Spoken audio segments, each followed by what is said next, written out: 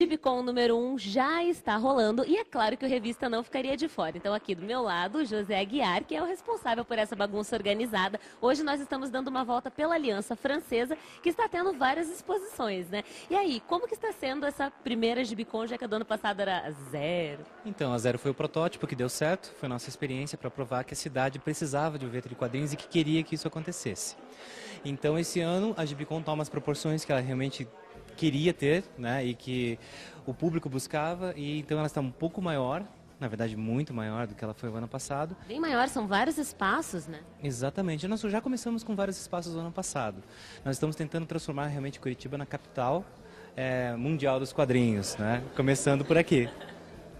Que bacana. Agora vamos falar um pouco, já que nessa exposição tem quadrinhos seus também, né? Aqui que você fez junto com o Antunes e como se fala? Acertei! Então, meus parceiros nessa HQ que foi publicada na França são Vander Antunes, que é um roteirista muito bom, que mora lá em Cuiabá, né? Esse trabalho foi feito graças à internet. O Vander escrevia em Cuiabá, eu desenhava em Curitiba e a Anne-Claire Jouvret coloria isso tudo na França, em Lyon. E daí vocês começaram então a fazer junto, e nessa exposição, quem vier aqui para dar uma olhada na Aliança Francesa, vai encontrar sempre a capa dos quadrinhos e mais 4 páginas, né?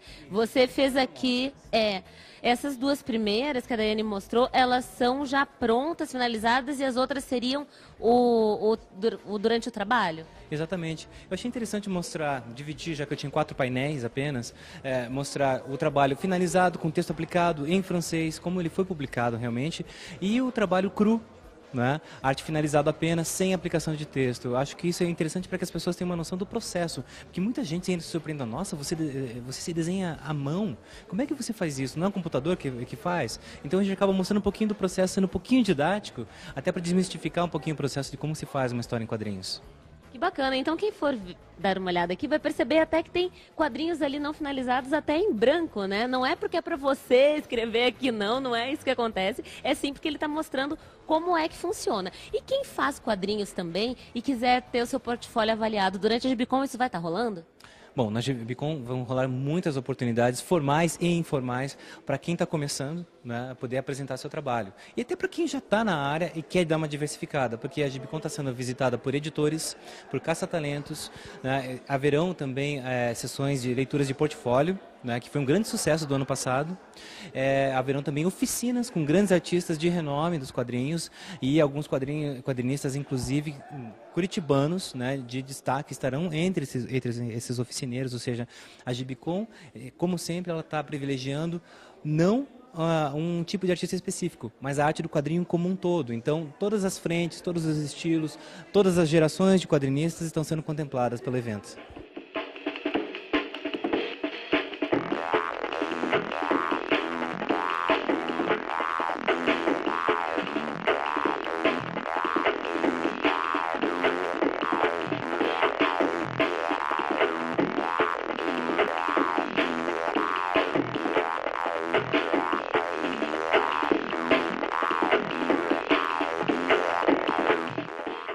Tem muita criança que gosta de gibi e não é para menos, né, Paulo?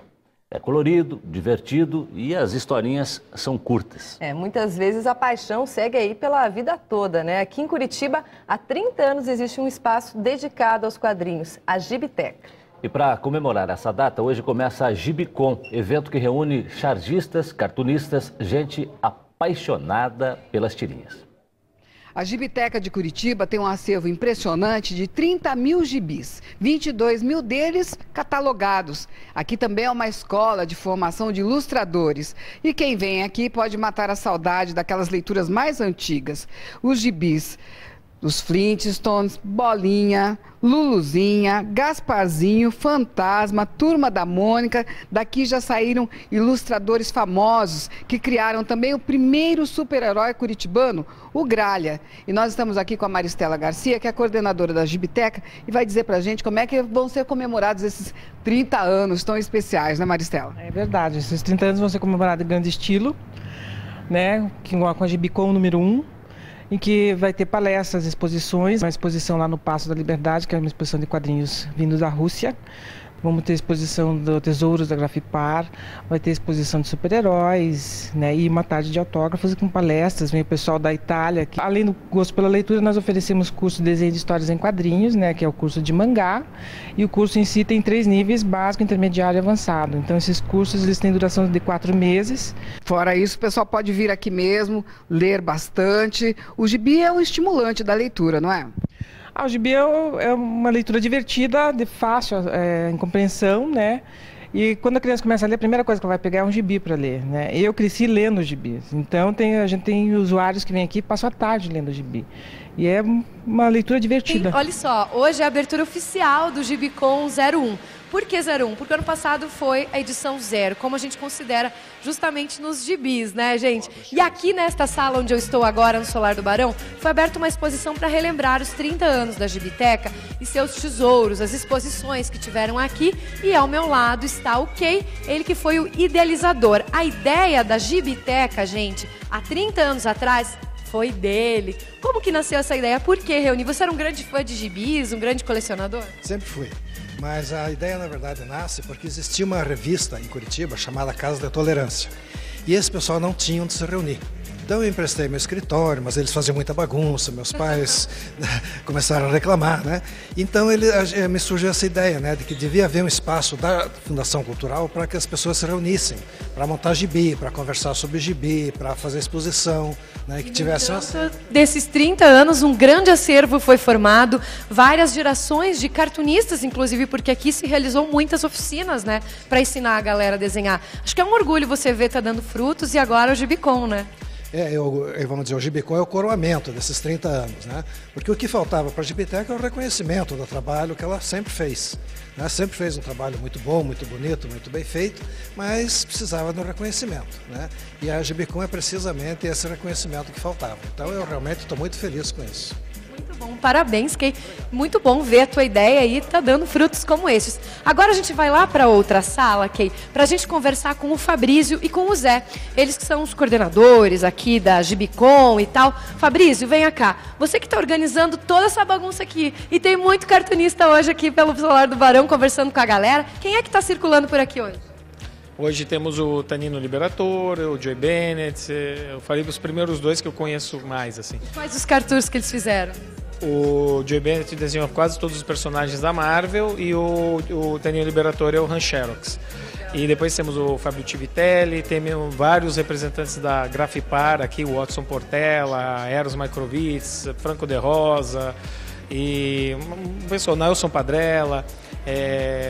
Temos os italianos da Bonelli, o Fabio Tivitelli, o Moriano Burattini, Roberto Diso, uma galera. E nesta boa. Noite de abertura, Fabrício, conte pra mim, a galera também fica sabendo dos cursos, oficinas que vão rolar agora durante a Gibicon. Como que a galera faz para se informar? E vai ter no site?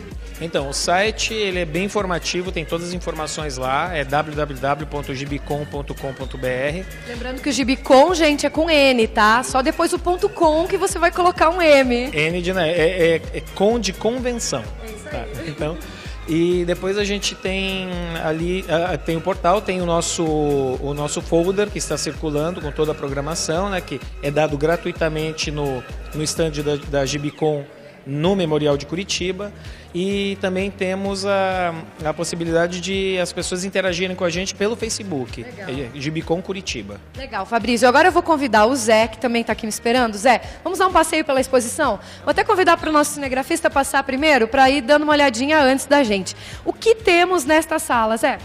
Então, essa aqui é uma das salas mais importantes aqui das mostras, das exposições da Gibicon. É a sala dos tesouros da Gibiteca. O que são os tesouros, né? Porque o maior legado que a Gibiteca deixa para a cultura de Curitiba e também do Brasil são os seus artistas, os artistas que foram fomentados aqui pela Gibiteca. Gente que passou pelas suas oficinas, que foi aluno ou professor e que hoje é profissional em alguma área ligada à arte. Não só quadrinistas, mas publicitários, pintores, né, professores. Então é esse pessoal que está expondo aqui. Alguns deles, inclusive, premiados internacionalmente. Só para você ter uma ideia. 2 dos artistas que participam dessa exposição, o Cleiton Júnior e o Rogério Coelho, acabaram de ser premiados. O Cleiton foi premiado na Itália como desenhista revelação, e o Rogério Coelho acaba de ganhar o prêmio Jabuti, o maior prêmio da literatura brasileira. Então, eles foram alunos da Gibiteca. Isso é um motivo de muito orgulho, de poder mostrar o verdadeiro valor da Gibiteca, que é ser um espaço fomentador da arte dos quadrinhos que vai além. Né? Que não é apenas uma biblioteca dedicada a quadrinhos, mas sim um espaço cultural vivo e ativo. Foram dias para Fran nenhum de histórias em quadrinho botar defeito, nem esquecer, né? Terminou hoje a Gibicon, uma feira que reuniu homenagens, exposições, oficinas, palestras e algo que não pode faltar jamais em conferências tão especiais como essa em Curitiba. É o encontro entre os artistas e os fãs. Joe Bennett, quadrinista de Belém do Pará, começou quando criança. Hoje é um profissional reconhecido internacionalmente. Já trabalhou nas principais editoras de histórias em quadrinhos do mundo e reconhece a importância dos fãs. Eu já estive do outro lado e sempre fui respeitado. E agora eu sou um artista e só devo respeitar meu público. A base de tudo é respeito. Porque as pessoas que chegam a mim têm sonhos de serem profissionais ou simplesmente gostam de quadrinho. Então você deve respeitar, você deve tratar bem, você deve ser solícito. A Gibicon revelou boa parte da riqueza dos quadrinhos. História que tem capítulos importantes escritos em Curitiba. Curitiba sempre foi um polo dos quadrinhos no Brasil. Né? Ela sempre foi um ponto de referência, um ponto focal.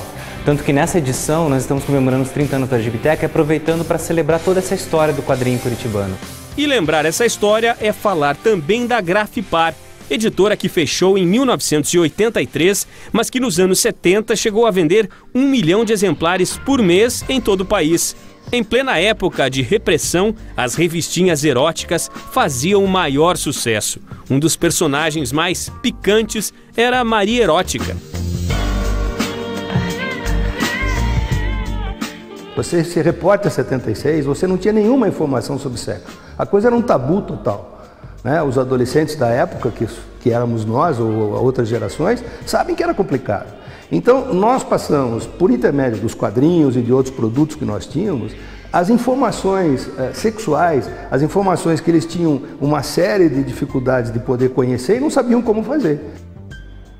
Ganharam destaque na exposição a elegância do Cowboy Tex, personagem criado pelo pai do editor e roteirista italiano Sergio Bonelli. Sérgio Bonelli, que morreu ano passado, foi homenageado na Gibicon. O poder das histórias em quadrinhos em manter seus fãs pode ser comprovado pelo assustador androide Rancherox, que surgiu no fim da década de 70. Quem o criou foi o italiano Tanino Liberatori. Bem-humorado, ele diz que não sabe explicar o porquê de Rancherox ser ainda tão conhecido e que os fãs de hoje são os filhos dos primeiros fãs da história em quadrinhos. E adesso i fan di oggi sono i figli dei primi fan. A gente não pode esquecer que esse visual do Rancherox inspirou o filme Blade Runner do Ridley Scott, só para citar um dos, né? Também o Quentin Tarantino é declarado fã do personagem e o próprio Oliver Stone. Essa aqui é a fila e marcou a Gibicon porque cada um desses apaixonados por quadrinhos aqui na minha frente viveu um momento de expectativa. Tanta espera para encontrar logo ali à frente os caras que fizeram história desenhando histórias, que colecionam admiradores até hoje por todo mundo. O pernambucano Watson Portela era a referência de muitos. Um simples autógrafo foi o presente do dia para o Daniel. O Watson, para mim, tem um sentido especial. Como autor, com nome, ele foi o primeiro quadrinista que eu li e conhecia, o primeiro brasileiro pelo nome. Então, pelas capas que ele produzia, pelos trabalhos, as revistas. É pena que não dá para trazer todas as revistas que eu tenho dele, senão traria todas. São quantas, pelo menos? Dele, pelo menos 30.